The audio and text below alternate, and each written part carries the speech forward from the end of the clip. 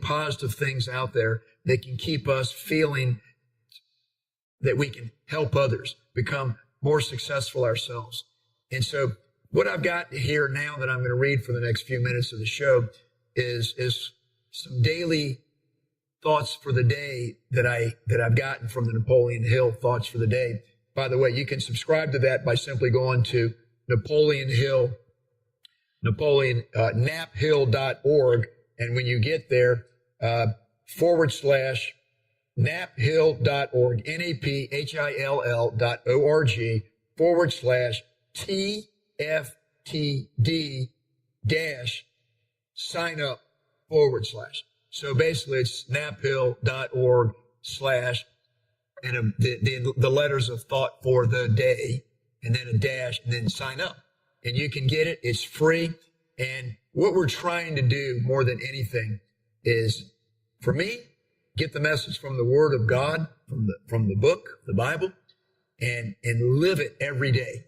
And the last month or so, I think I've just really got it very simple finally. And I thank all of you that have allowed me the opportunity to connect with you. And I just feel like it's this. I want to show love to everyone and have them eventually figure out where I get that love from, which I can then help point them to Jesus. But so let me just share some thoughts for the day that I think each one of these we could talk about for a long time, but I'll read each one, and maybe there's a thought that I'll provide you, but I want to offer myself to each of you. Contact me through rightthink.org, RIGHTTHINK.org, and we can create a friendship. We can start to be there for each other. I'm here for you. And so I'll give you more information if you want to start a correspondence, and we can discuss these. Okay, this one was the first one. Wisdom consists in knowing what not to want as well as what to want. Your goals should also be designed to create rewards that are most important to you, not to someone else. Some experimentation may be required, particularly during your early years, to find out what you really like and what you're best at. Career and financial goals should be balanced with personal goals, such as maintaining relationships with people who are important to you. Your plan for your life should also include some fun goals. Doing something simply because you enjoy doing it. Spiritual development is also important in becoming a happy, well-rounded person. Make sure you allow time for all important aspects of your personal development. You know, I'm reading these thoughts of the day for several reasons, but the main reason is each of these thoughts are not only positive, they point you in a direction where you can start to develop habits and incorporate things into your life that will start moving you in the right direction. You'll see changes in your life, because what it's really all about is each of us needs to make the changes that we need to make, but nobody can make those for us. So the Napoleon Hill Foundation has been just a godsend to me as they let me share their message with everyone wherever I go. And I love sharing it because it's so parallel to my message. And I like to say this, Napoleon Hill's the master of all the positive thinking. And so sometimes I just like to read Napoleon Hill because it cuts down on the words that I ramble on and gets right to the point. Here's the next one. Failure seems to be nature's plan for preparing us for great responsibilities. If everything we attempted in life were achieved with a minimum of effort and came out exactly as planned, how little would we learn, and how boring life would be, and how arrogant we would become if we succeeded at everything we attempted. Failure allows us to develop the essential quality of humility. It is not easy when you are the person experiencing failure to accept it philosophically, serene in the knowledge that this is one of life's great learning experiences. But it is. Nature's ways are not always easily understood, but they are repetitive and therefore predictable. You can be absolutely certain that when you feel you are being most unfairly tested, you are being prepared for great achievement. My take on that is that Life's not going to be so easy sometimes, but we can learn from our failures, our mistakes. But the key here, this a central theme for me, is this: don't quit. Just keep going. In fact, Napoleon Hill's summation of everything that he ever teaches in the most simple form that I can give it to you is, you've got to have a burning desire and never quit. Find out what your purpose is and go after it and never quit. Modify your plan as you move forward. Here's the next one. The most interesting thing about a postage stamp is the persistence with which it sticks to its job. The tiny, insignificant postage stamp is a good example of what is possible to achieve if you stick with the job until it is finished. Inconspicuously stuck on the corner of the envelope, it provides the impetus to keep moving until the entire packet reaches its ultimate destination.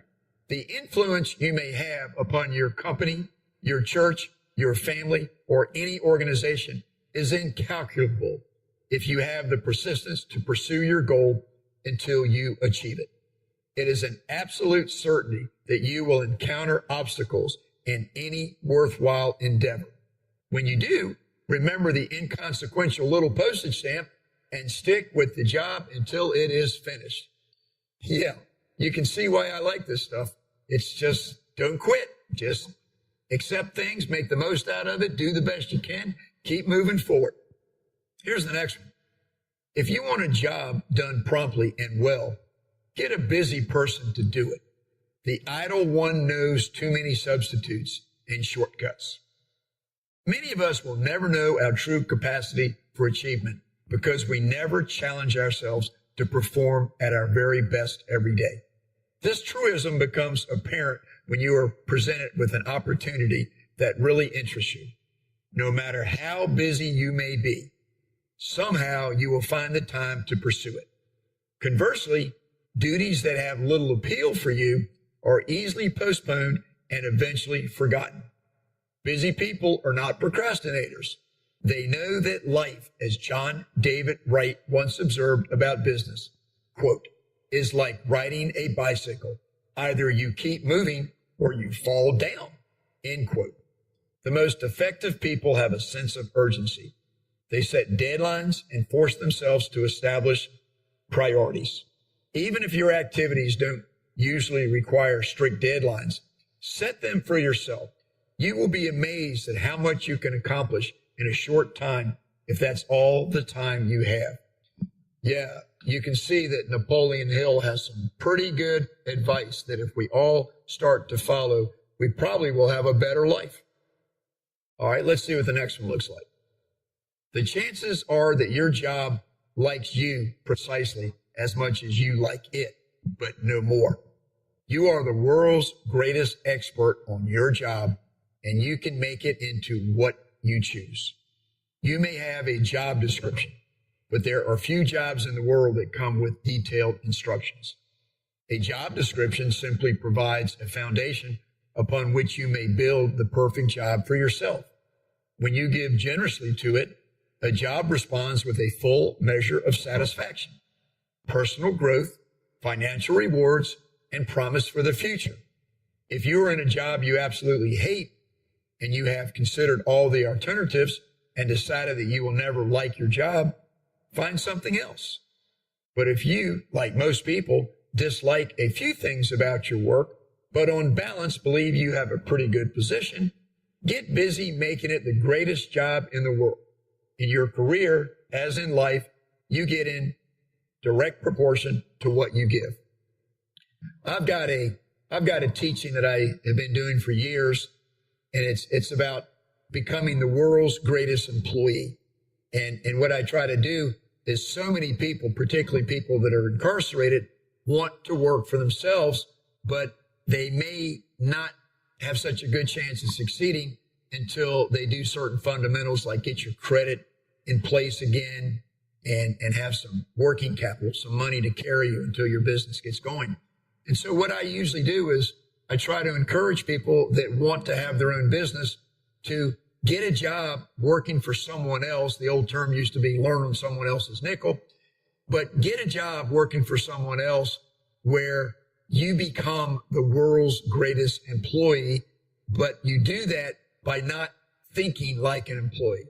You do that by thinking as a future business owner in training.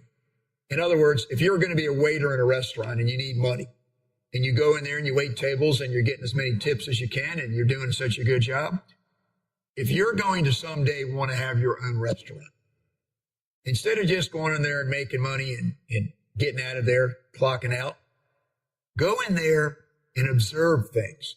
Learn all of the things you can learn. Learn how they keep inventory. Learn how they do their scheduling. Learn how they rotate their food. In other words, learn everything you can so that when you have your own business someday, if that's what your goal is, you'll have learned it on somebody else's nickel. I said that a moment ago. But the point is, if you go in and make yourself valuable, even if you're never really able to have your own business, if that's maybe just a dream that's you're just never going to really do, you will have promotions, advancements. Your supervisors will appreciate you, give you additional responsibility, and you never know. Even if you wanted to have your own business, maybe you'll be in a position where you have a choice, a very positive choice. Should I stay here or should I go to start my own business? Do I know enough yet to succeed? Have I got my plan all figured out right? Do I have my credit restored? Do I have enough working capital? The point is that you don't just need to go in and let your mind stay idle in anything you do. Let your mind seek. Use your imagination. Develop yourself while you're there. Positive choices in life is what we're doing. Well, that's what I got out of that Napoleon Hill that we just read. Now here's another one. The mind grows only through use, and it atrophies through idleness. Just as the physical body becomes strong through regular exercise, so does the mind require regular use to remain strong. Make sure that your personal development plan includes plenty of mental stimulation. One of the best ways to develop your imagination and visualization skills is through reading. As you read, your mind translates the words into images that help you better understand the concepts about which you are reading. Become a voracious reader. Read newspapers, trade magazines, self-help books, and novels. All will contribute to your store of knowledge and to your ability to visualize and more effectively use your imagination. One of the things I love the most when I teach everywhere I go is I think that reading is the key. Reading is the key for parents to read to their children. It establishes communication. It transfers knowledge. It's just such a beautiful thing.